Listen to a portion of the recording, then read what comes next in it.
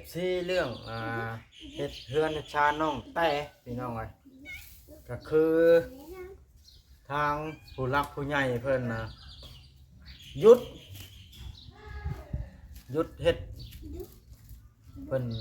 ไปเที่ยวช่วงพี่น้องหยุดเพิ่นได้แจ้งออกมาแล้วเรื่องเจาะน้ำบาดาลบ่มีส่วนนี้และห้องน้ำบ่มีส่วนนี้เฮ็ดทั่วบ่มีน้องแต่เพิ่นว่าอยากมาอยู่ก็แล้วแต่น้องแต่ถ้าน้องแต่มาอยู่ได้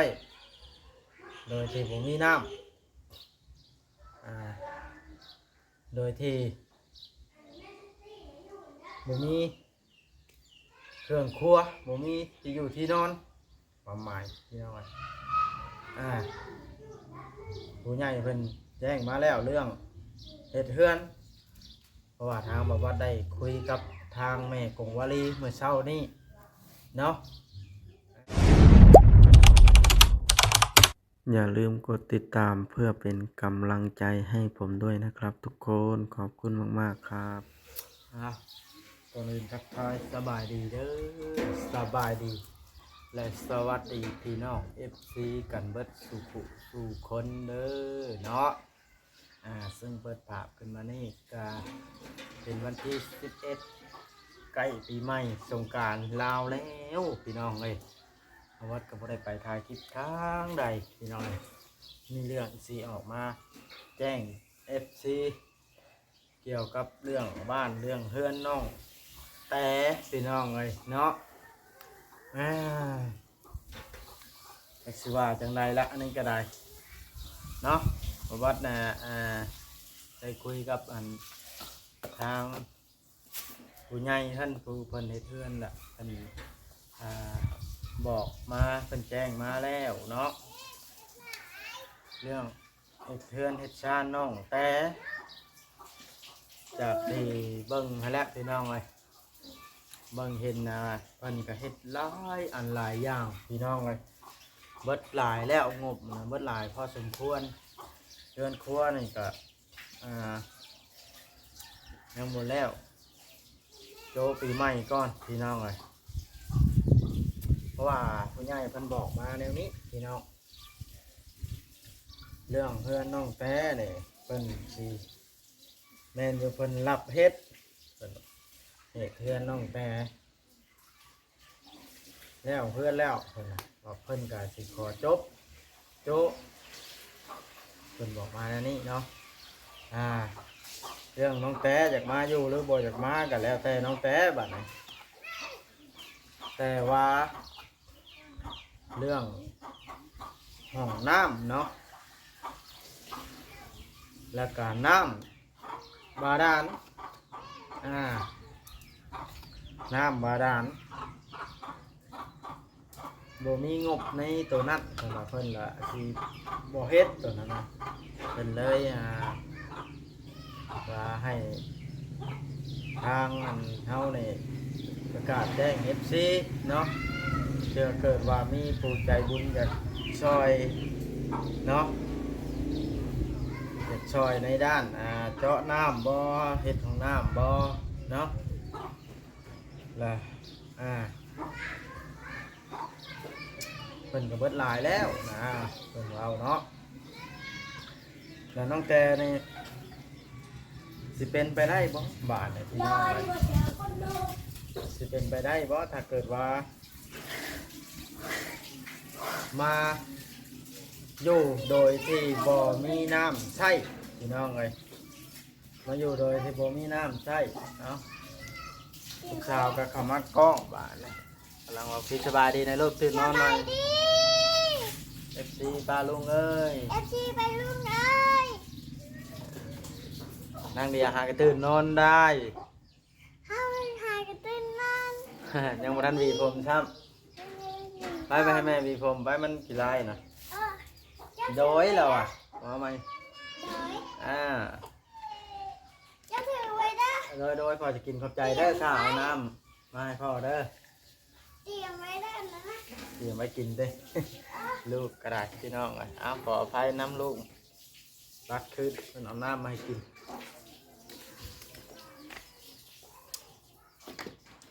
เอาพี่น้องเอ้ยก็คือบอกว่าบอกไปฮอดใส่แล้วพี่นี่เอาคือแบบว่าถ้าเกิดว่าน้องแต่เนาะอยากมาอยู่น้ำนี่เพิ่นว่าสิบ่ได้เจาะให้ทางผู้ใหญ่เพิ่นว่าเพราะว่าเบิดงบหลายแล้วเบิดขอบเขตนะมันเบิดหลายอันหลายอย่างหลายเทื่อแล้วอยู่บ้านโนนสันบ่อนที่เทือนปูนแต่เก่าเบิดหลายแล้วเพิ่นว่าเพิ่นเลยอยากให้เฮานะแจ้ง FC ไปเนาะถ้าเกิดว่าท่านได้เป็น FC น้องแต่เนาะอยากให้น้องแต่ได้อยู่ได้น้ำในใช่กะเปิดสมทบเด้อพี่น้องยินดีต้อนรับเนาะถ้าเกิดว่าท่านใดอยากช่วยเฮาสิเป็นขอเป็นสะพานบุญให้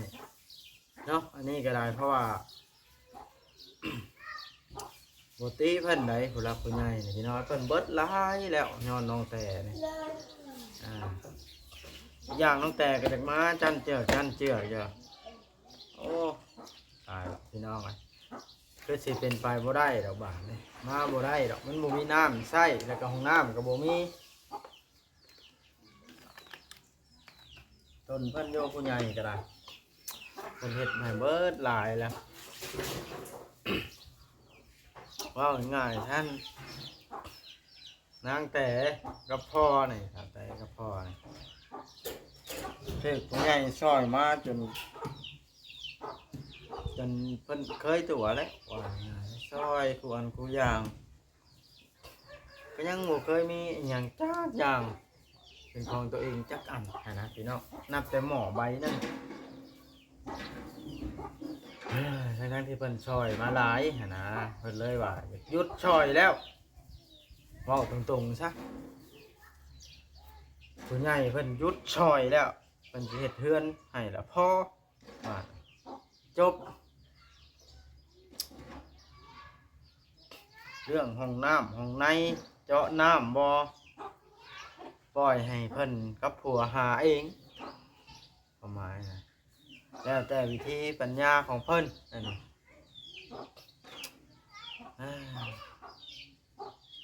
เท่าที่บวัดคิดว่าในลำพังน้องแต่ขากระเจ็บผัวก็ทำนั่นคือสิเป็นไปได้ยากเติบเป็นเอาไว้คือสิเป็นไปได้ยากเติบสิหาเงินมาเจาะน้ำได้มาเห็ดของน้ำได้มาเห็ดหัวเฮือนได้ยากเติบเป็นเอาไว้ผู้ใหญ่เพิ่นเห็ดออกมาให้งามเป็นกว่าหมู่บัดในดอกมะเงียวนะทาสีเหลืองมากๆพี่น้องเลยแล้วเงินครัวในแห้งเต็กนี่เอาพี่น้องเลยโมแม่นว่าผู้ใหญ่เพิ่นใจดีดำนะพี่น้องเลยอันที่บวชออกมาเว้านี่ก็คือเพื่อว่ามี FC น้องแต่ผู้ที่ยังหักแพงน้องแต่อยู่อยากชดช่วยน้องแต่ในส่วนนั้น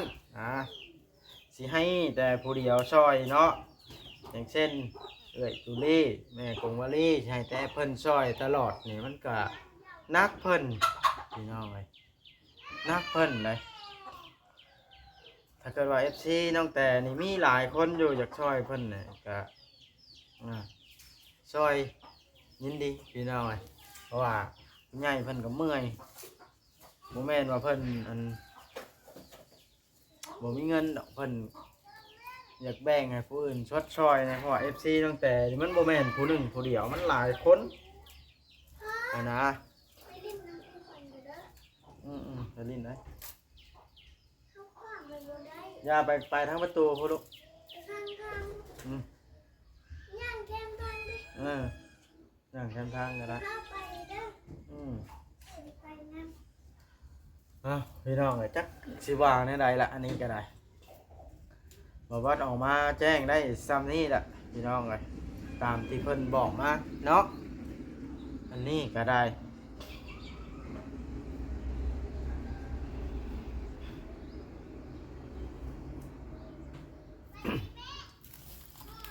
บอสสิขอเว้าแน่น้อยหนึงเท่าที่บอสฮู้มาจักนิดจักหน่อยเนาะอ่าเป็นหยังสาเหตุน้องแต่จังอยากมาจั้นเจือกอยากมา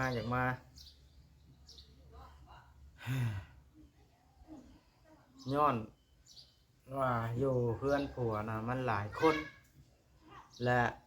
ตัวเองก็บ่ได้หาเงินหาคำใช้อยู่แล้วและอยากหนีปัญหาสาเหตุ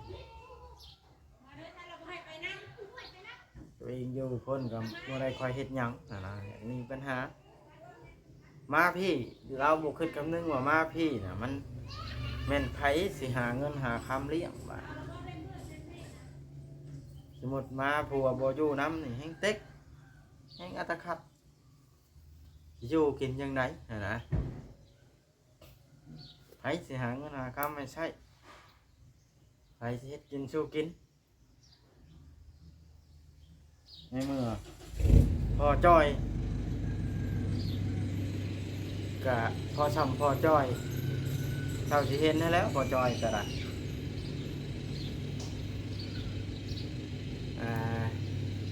มากะคือคนบ่ค่อยปากค่อยเว้าเนาะนี่แล้วเว้าเนื้อใดก็มันจบแนวนั้นมาเห็นเพื่อนลูกขึ้นตึงบักใหญ่เราก็บ่ได้เว้าได้ว่าแนวใดนะพี่น้องไอ้เราก็ว่าโอ้ยดีใจเด้เห็นเพื่อนเห็นชาญลูกก็สิขอบคุณผู้รักผู้ใหญ่เพิ่นจังใดตอบแทนบุญคุณเพิ่นจังใดจังชีวิตเราก็บ่ได้เว้านะแบบจักสิเว้าแนวใดเนาะปกติเห็นผู้รักผู้ใหญ่เพิ่นช่วยลูกเต้าบัดนี้ก็สิยกมือใส่เต้าเท่าหรือว่าขอบคุณผู้รักผู้ใหญ่เพิ่นที่เพิ่นอุ้มชูหรือว่าแนวใดอันนี้ก็ได้บอกว่าผมบ่เข้าใจหรือว่าลาวก็บ่สำลาวบ่เนาะถ้าเกิดว่าบ่บ่มีคนชดช่วยซำนั้นบ่บ่นี่สิแต่งกันหาขอนบกราบเพิ่นขอบใจเพิ่นเพราะว่ามันคนในโลกนี่หายากไปพี่น้อยผู้ที่มาช่วยเหลือโดยที่บ่มีญาติพี่น้องคนบ่ได้รู้จักกันอีกนะเพิ่นยังช่วยด้วยความน้ำใจตนสงสารเนาะทางวัดก็จักสิว่าแนวใดล่ะถ้าเกิดว่าน้องแต่ได้เบิ่งคลิปนี้ก็อยากให้ฮู้ว่า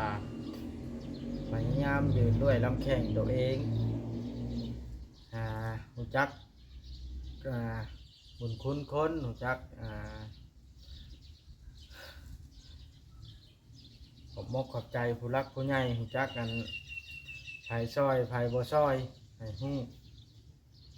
ให้ทำตัวเป็นผู้ใหญ่พอง่ายๆถ้าในเมื่ออายุก็20ปลายปีแล้วเนาะบ่ว่าก็จักสิว่าแนวใดล่ะพี่น้องเอ้ยเบิดคำสิว่าแล้วแต่ FC เพิ่นสิพิจารณาพี่น้องในเรื่องนี้ก็ได้เพราะว่าเท่าที่แน่ๆว่าว่าฮู้มาเนี่ยตามที่ผู้ใหญ่เพิ่นว่าเนาะแม่กงวลีแหละเพิ่นเว้าให้ฟังเพิ่นว่าพวกแม่นี่สิเฮ็ดให้แต่เฮือนห้องน้ำหรือว่าเจาะน้ำนี่สิบ่ได้อันนั้นสิบ่ได้เฮ็ดเพิ่นว่าโอ้ยอย่าว่าชนมอบให้นะแม่ไว้พอเอาคลิปอยู่นี่พอเดี๋ยวพอจะเอาให้ดอกบ่ไปได้ควันไปลิ้นล่ะให้เขานะแม่ท่าลูกมาเว้าพี่น้องลูกมาชมเกาะจะเอาเกิบให้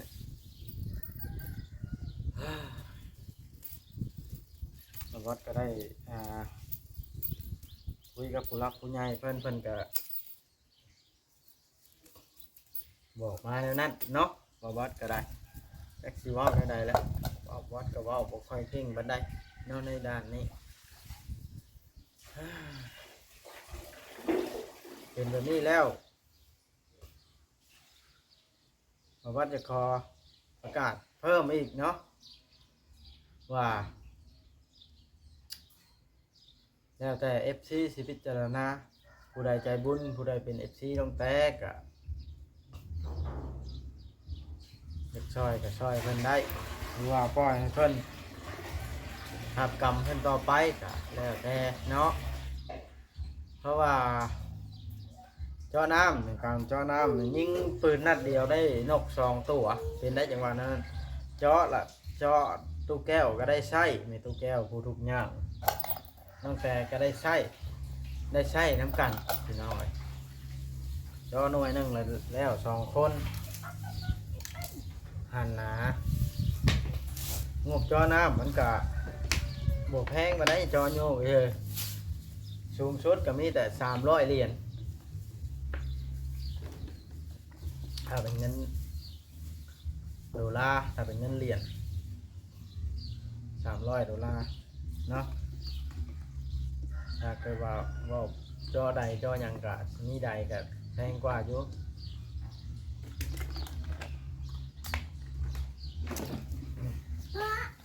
อืม กระเป๋าใส่ นี่แหละพี่น้องเลยบอกว่าออกมาเว้ามานี่ก็ได้ก็คือเรื่องเฮ็ดเพื่อนเฮ็ดชาน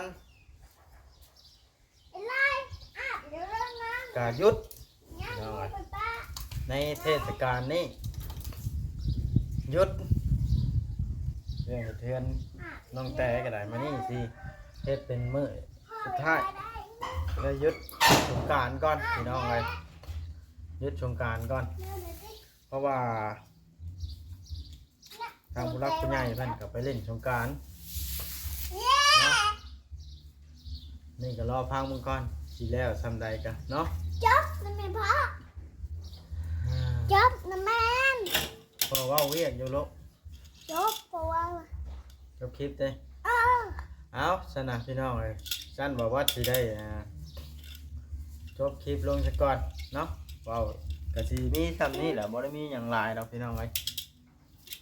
มานี่ก่อนมานั่งน้ำพ่อกันลูกก็อยากมานั่งซักพ่อเราบอกพ่อจบคลิปสบายดี สบายเลย ติดพ่อพี่น้องกับลูกสาวนะตื่นนอนก็ไปแต่น้ำพ่ออยากไปถ่ายคลิปน้ำพ่อ น้องไม่ได้มีผมใช่ไหมตื่นนอนใหม่ตอนเช้ามาเนี่ยเอาโอเคเด้อพี่น้องคลิปนี้กันเนาะทางวัดก็ได้จบคลิปลงเพียงคำนี้แหละถ้าเกิดว่าเนาะบ่วัดเว้าอันใดผิดพลาดประการใดก็ขอโทษขออภัยนำ FC พี่น้องวัดทุกคนเด้อพี่น้องเด้อเนาะบ่วัดก็ก็ง่ายๆแหละต้นน้องแต่พี่น้องเลย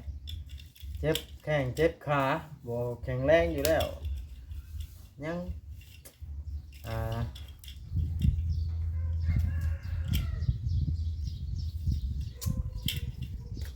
บ่ได้มาอยู่เฮือนอีกเนาะบ่ได้แล้วบ่มีน้